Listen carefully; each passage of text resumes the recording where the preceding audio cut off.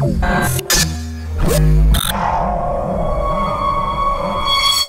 evening, everyone. My name's Simon Ings. We're here to talk about the sense of wonderment in science fiction. And to introduce everyone, here is Adam Roberts. What? I know you're there. I know you're there. I'm doing an order. Yes, I'm working on the pronunciation. That's all right. That's all right. We'll do this. First novel in Jaine Fenn. Your first novel in 2007. Is that right? Is this thing on? No. Jackie. With the Hidden Empire series of novels. Adam Roberts, who you'll know as one of the cheekiest, or certainly one of the slyer science fiction writers, who I worked with recently. He produced an absolutely wonderful obituary for the late great Ian Banks, talking about a sense of wonder and also a sense of utopia. So his name, if I've got anything to do with it, Banks' name will crop up. Connie, you've made it. You were I'm here. on some appalling flight routine I did make today. Yes, so I did. Yes. 35,000 feet, never mind the writing. Very, very jet lagged, but I'm here. That's wonderful. No, it's fantastic. Basically, Connie, for those of you all know, but basically the Dorothy Parker of science fiction. Oh, she's thank so you. damn funny. Thank you. So occasionally people forget that she's so damn good. They don't forget. What am I talking about? She's one of the most. She's got more awards than just about anyone else in the field at the moment. Hugely successful, as well as a parodist and a satirist to boot. Gavin has, I was looking on your website, and you've got the best selection of homes that I've ever seen, and I know most of them, which is scary. This is just taken from his website. You know, we do intense research here at Gollancz, intense. But this is so good, I have to do it. He was born in Dundee, which is a good, you know, which is cool, and has also lived in Camberley, Hayling Island, Portsmouth, Hull, Leamington Spa, and is currently living a near feral existence in Leicester. So if anyone knows a sense of wonder, you know, it's going to be Gavin. More to the point, his debut novel, Veteran, came out when? I haven't got a clue. Recently, 2010, I think. 2010. Yeah. And involves a hero who thinks he's a demon. Well, I'll let you talk about that, but insane. Be careful, insane. Hannu. I met Hannu on email, pathetic. I got an email, I had an email exchange with Hannu, and then the next day I received an 8-dimensional Christmas card. At which point I thought, this is going to be fun. It has been with the occasional run-ins I've had with him. Years ago, I met someone who was a computer programmer, a very, very talented mathematician, who the way they talked about their mathematics, I thought to myself, this is more of a writer than a writer is. The way they talk about the shapes and the architectures and the things you hold in your head and the sort of temples that you have to build in your head to hold plots together and stories together and characters together. This is what this guy is doing in mathematics, and it's wonderful. I feel I've actually met another writer for once. It's fantastic. My experience with Hannu is very similar. He is the most writerly at the point at which he is going completely off his head, dealing with eight dimensions and detailed mathematics. One of his recent projects, not his most recent, but one of his recent projects was to try and design a neurofiction, which was to create a machine that would read your brain state and then give you options in the story to not just reflect it, but to play with the brain state that you were in. So it was a book that you plug into your head. So this is going to be fun. All right, then I'm going to do the straightforward right-left thing. When I was coming here, what I wanted to do was say, where does your sense of wonder come from? What was the first moment at which you came across a book or a picture or a play, whatever it happened to be, TV program, that gave you a sense of wonder that might have inspired your work? Which is a great question until you think, yeah, someone's going to ask you the same. And I was a bit puzzled. And then literally as I was walking in, I passed the stack of Moomin books. And that for me was where my sense of wonder came from, and sense of scale and the possibilities of fiction. So I wondered, Jaine, where your first experience of a sense of wonder, a sense of scale came from. Is this thing on now? No. I'll just project. Not allowed to use yours or get cross-contamination. They wouldn't let me have one of those, so I'll just project, hopefully you'll pick it up. The wardrobe turns into Narnia. I think that was the first one for me, certainly my first fantasy one.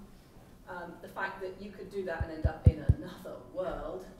Are we going to get on to films? Because I have my film one. Do you want to save that one for later? No, that's My first SF one is the opening of the original Star Wars, where there's something coming over. There's something coming over. It's still coming over. My God, it's coming over. It's the biggest ship ever. Those are my two senses of wonder. One each for SF and fantasy. And I'm probably this one working? Yep. Yes. Yay. Adam?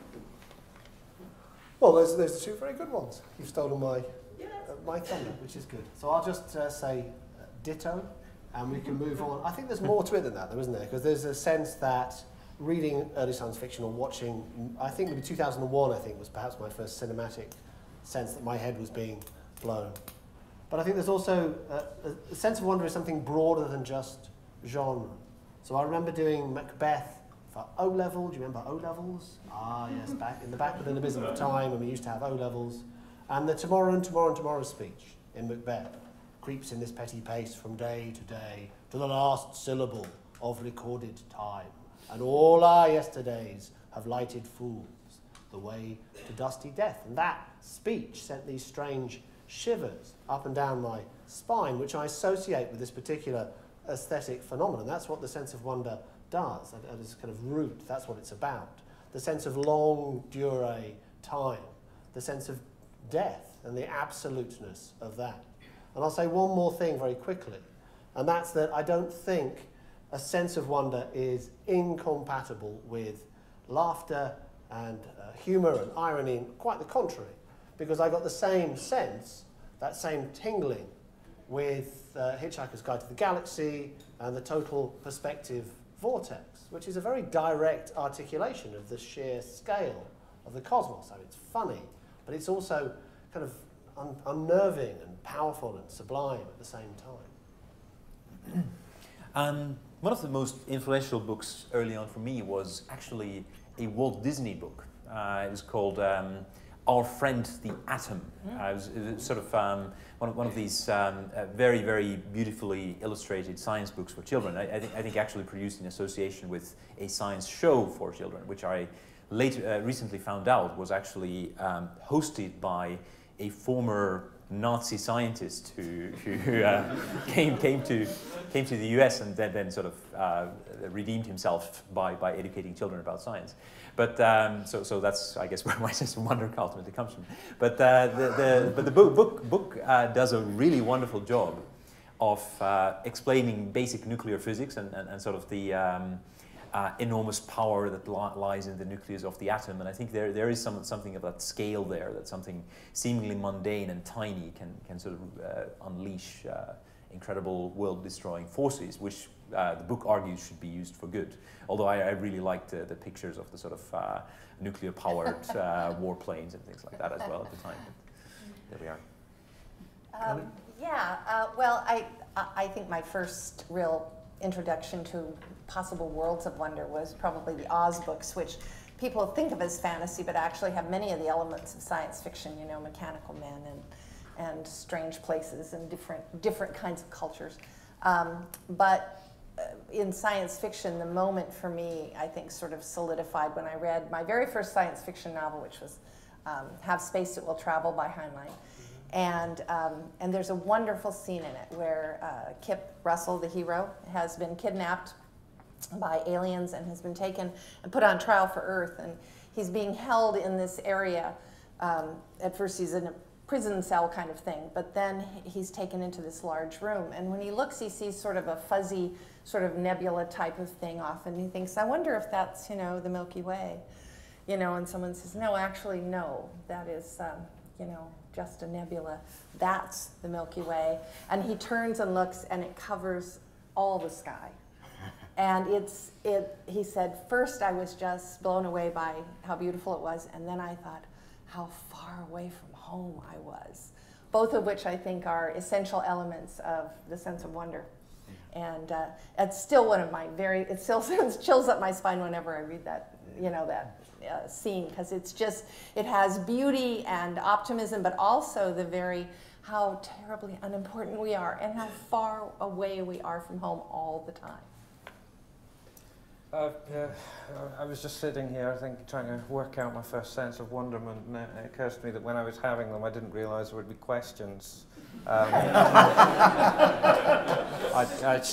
should have made a note. I'm actually struggling a lot with genre ones. I think, if I'm honest, because my taste in genre when I was younger was just fucking appalling. It really was bad. I think my sense of wonder often came from things like walking down to the docks in Dundee with my grandfather, and there's something about the juxtaposition of where I was growing up, where I was very young, where you've got beautiful countryside within view, these enormous machines at the side of the dock, which my granddad helped work, and then all this beautiful Victorian architecture all around you, and it's in many ways, although you wouldn't think of it because you were used to it, it's quite a strange environment. In terms of genre, I went from the really awful taste when I was younger into cyberpunk, which kind of, it's not one of the more wonderful elements of science fiction, but I think the first book that I can remember engendering a sense of wonder in me was Danny the Champion of the World, which by Roald Dahl, which I'm really pleased that Patrick Rothfuss didn't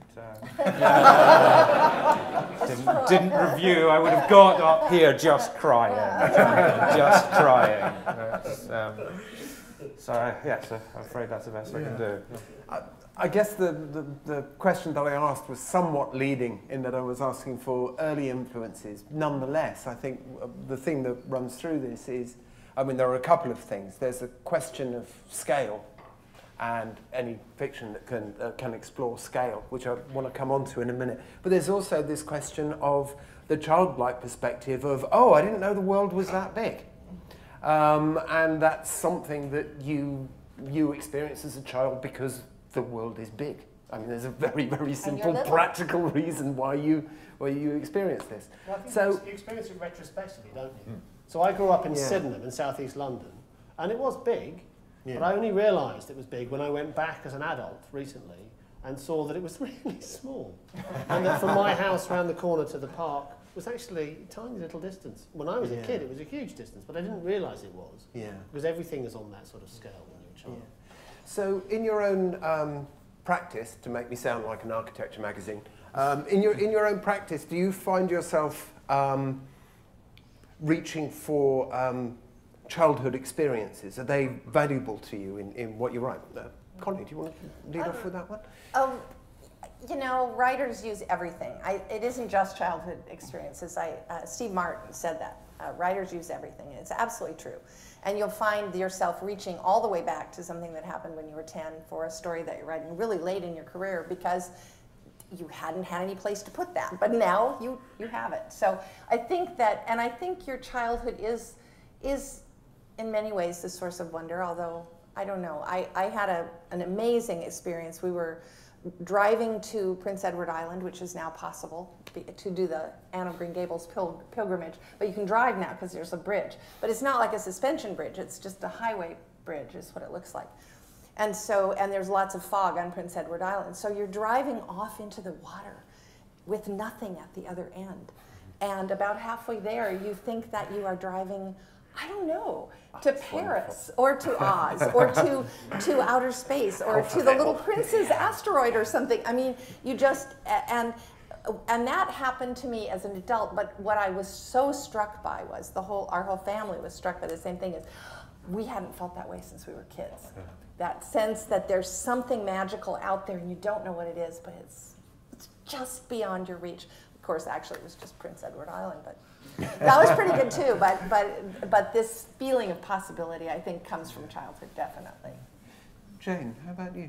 Well, she said largely. It is about finding something. Yep, sorry. It is about having your ignorance dispelled in a delightful as opposed to distressing way, I think. And I think as a culture, we are more difficult to... I don't know whether you're going to get on this. I think the sense of wonder is offset by a sense of cynicism, and I think we live in quite cynical times. And of course, I don't know whether that's just the reflection of the fact that I'm now somewhat older than I was when I thought you could get to Narnia through the back of a wardrobe, or whether it's the fact that it's been actually physically proved that you can't. I think the two mirror each other, probably. But yes, the childhood experience... I was racking my brains for any childhood experiences that I've put in my books, and obviously 5 minutes after this panel finishes, I'll know them, so ask me in there when I'm doing the signing. And Hannu?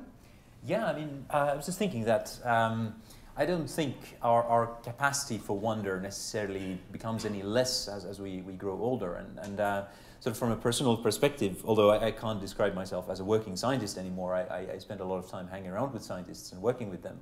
And I think science is completely driven by sort of trying to capture a sense of wonder, and there's a constant feeling of something enormous and vast and sort of surprising and sort of Oz-like opening up every moment with every new experiment and every new discovery. And I think Mostly delightful. Yeah, absolutely. I mean, sometimes terrifying as well, but mostly delightful. And there is. And I think there the sort of literal vastness of the unknown is really not imagined, and it's really real. Yeah. We have had 30 minutes to discuss scale, so that was easy. To discuss wonder. Obviously, what I hope is that this has inspired loads of questions that we don't have time to take now, but you can ask when you're in a queue, because you can get the pleasure of asking the question and knowing that the person behind you is having to wait while you ask it, which is, fantastic. So if you do have any questions, please do ask them when we're doing the signing. This has to wrap up now, incredibly. Half an hour, I've never known half an hour to go so quickly.